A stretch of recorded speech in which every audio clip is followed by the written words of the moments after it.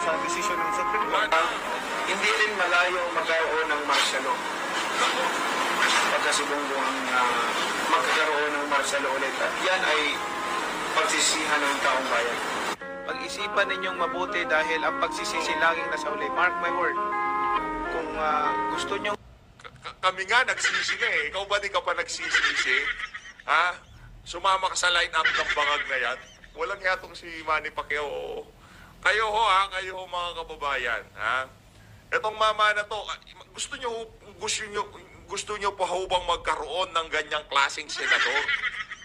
Tayo ho, bigay na ho natin doon sa mga nagsasabi, nabudol. Wala problema yan, nabudol. Nandyan si BP pati nga yung BP natin nabudol eh. Di ba? Pero alam mo na nga nang bubudol, sasali ka pa, mas falsifikado ka, Brad. Ganun lang kasimple yun. Ngayon, yung mga boboto doon dito sa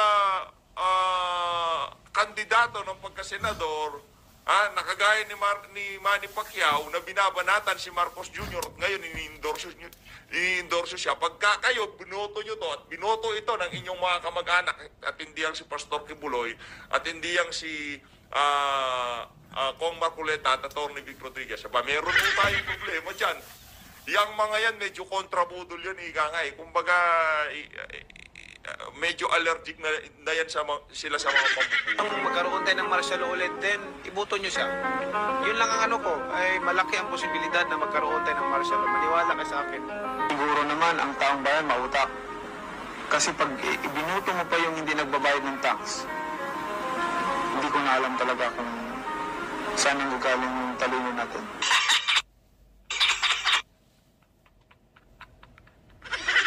Nakuha mo ako doon, para walang yaka, Manny Pacquiao, naisahan mo na naman kami. Naisahan mo na naman kami. Binabarat-baratan mo ngayon, makikitandem ka sa kanila, walang yaka. Oo, eto pakinggan natin ang speech nitong si Marcos Jr.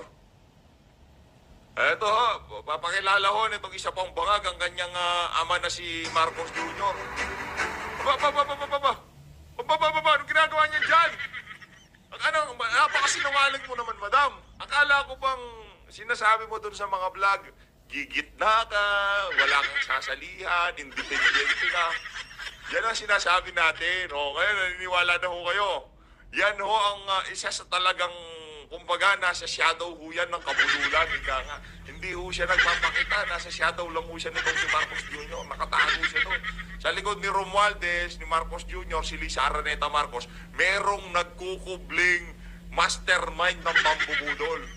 Walang iba kundi yang si Amy Marcos Manggagamit. Yan ho ang mastermind. Yan, sa pagbangat to.